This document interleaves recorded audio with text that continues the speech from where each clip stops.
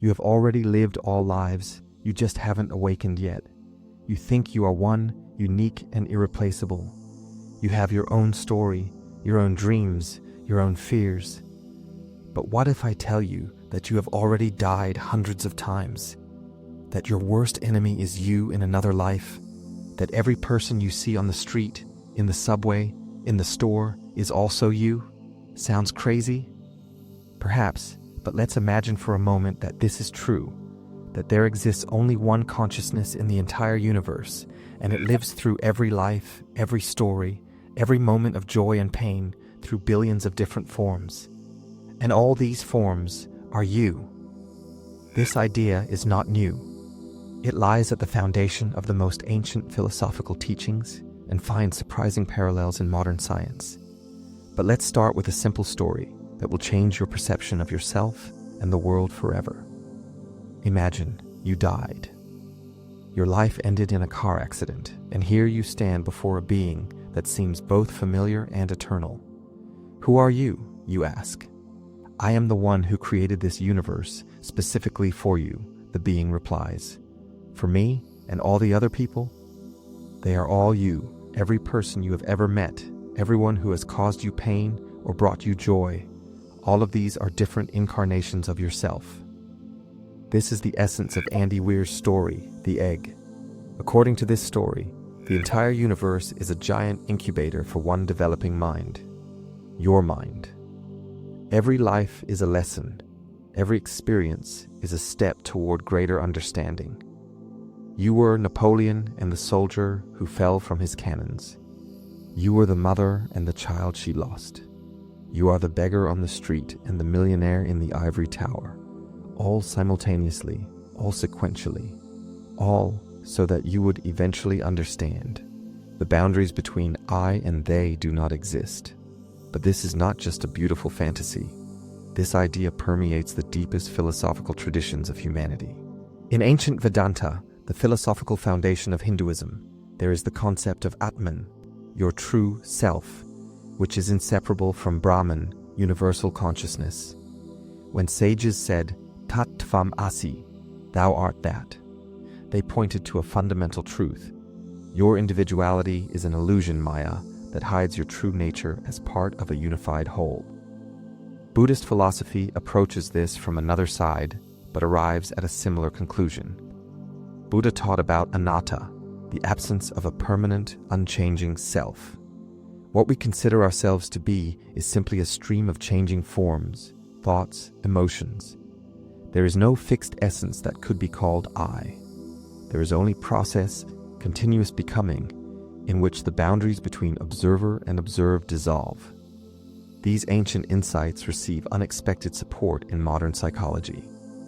Carl Jung wrote that in our relationships with others, we constantly encounter projections. We see in other people what we cannot accept or recognize in ourselves. When someone's greed irritates you, perhaps you are encountering your own hidden greed. When you admire someone's courage, you see the potential for courage in yourself. It turns out that in every interaction with another person, you are actually interacting with different aspects of yourself. Your partner reflects your ability to love and accept. Your enemy shows your fears and rejected parts. A random passerby on the street may carry within them a quality that your soul is trying to integrate. And here we approach the most modern hypotheses about the nature of consciousness. What if the brain is not the creator of thoughts, but their receiver? What if it works like a radio, tuning into certain frequencies of universal consciousness? Some scientists suggest that consciousness may be a fundamental property of the universe, like electricity or gravity, and the brain merely focuses it in a certain way. If this is so, then the difference between you and me becomes a question of tuning, not essence. We are different radio stations broadcasting the same cosmic program, but each with its own peculiarities of reception and transmission. And now, let's add here the understanding of time from modern physics. Einstein showed that time is relative. Past, present, and future exist simultaneously in four-dimensional space-time. If time is an illusion, then rebirths can occur not only after death, but also before birth. You might live a life in the 21st century, then be reborn in the Middle Ages, then in the distant future. Linearity is a limitation of our perception, not a law of reality. Imagine a book where each page is a life.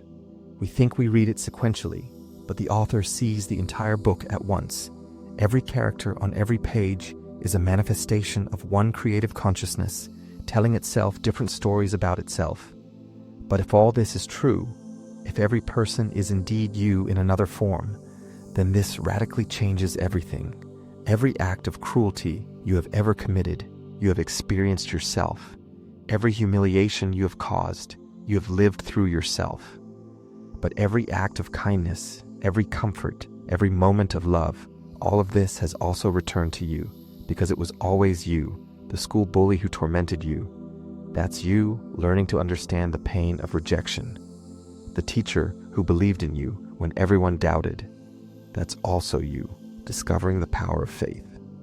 The mother who rocked you in her arms through sleepless nights. That's you, opening to the depth of unconditional love.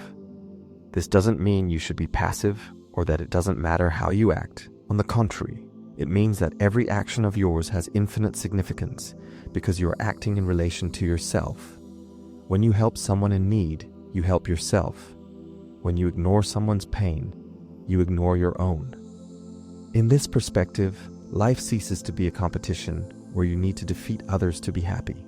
It becomes a process of recognizing yourself through an infinite multitude of mirrors. Every encounter is an opportunity to see yet another aspect of your soul. Every conflict is a chance to integrate a rejected part of yourself. Every moment of love is a return home to your true nature. Perhaps this is exactly why mystics of all traditions speak of the need to dissolve the ego, to go beyond the illusion of separateness. Not because individuality is bad, but because it is incomplete.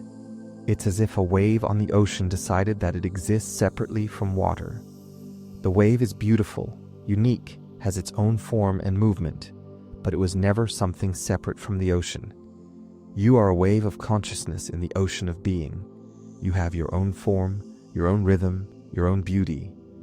But you are never separated from that from which you arose, and all other waves are your brothers and sisters, different expressions of the same depth.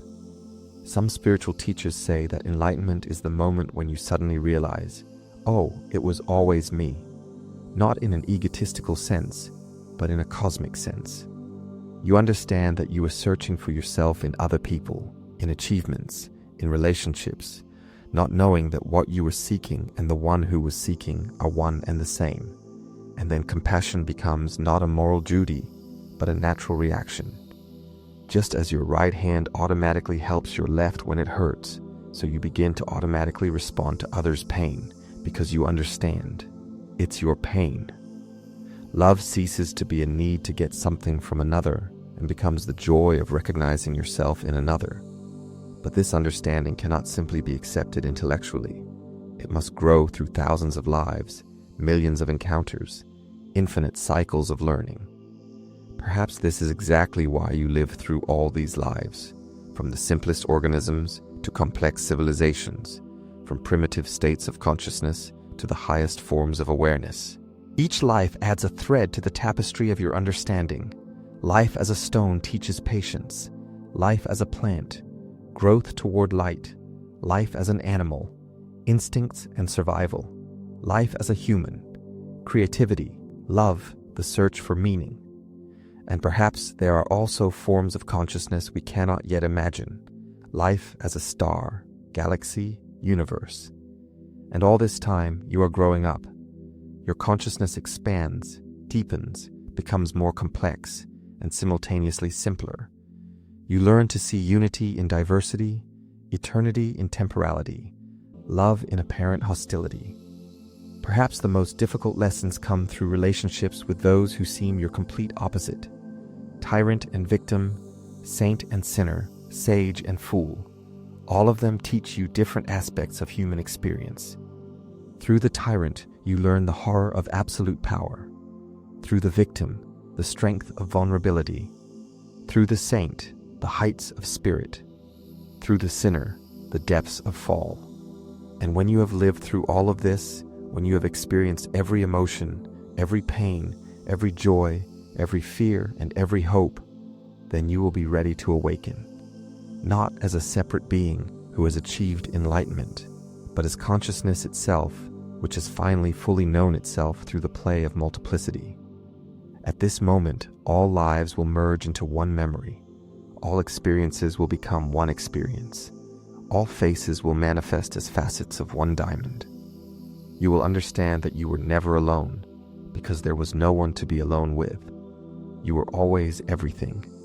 And then, perhaps, you will look at this infinite play of consciousness and smile, because you will understand the simplest and most complex truth. There is only one consciousness, one mind, one love, manifesting itself through an infinite multitude of forms. And all these forms are you. You are the child crying in the cradle and the mother who comforts him. You are the old man dying alone and the doctor who holds his hand. You are the artist creating beauty and the viewer whom it moves to tears. You are the one who asks questions and the one who answers them. And when you fully realize this, perhaps a new game will begin, or you will simply dissolve in the bliss of unity, or become the seed of a new universe. Who knows? What matters is that the path home lies through complete acceptance of all that you are, all your faces, all your lives, all your choices. So the next time you meet a stranger on the street, remember, perhaps you are looking in a mirror when someone causes you pain. No, this is you teaching yourself forgiveness. When someone shows you kindness, rejoice. This is you giving yourself love. You have already lived all lives. You just haven't fully awakened yet. But awakening is near, and when it comes, you will understand that you always knew this truth. It was written in every beat of your heart, in every breath, in every moment of recognizing yourself in another's eyes. One mind, many faces. One goal, to remember who you really are, and you are everything.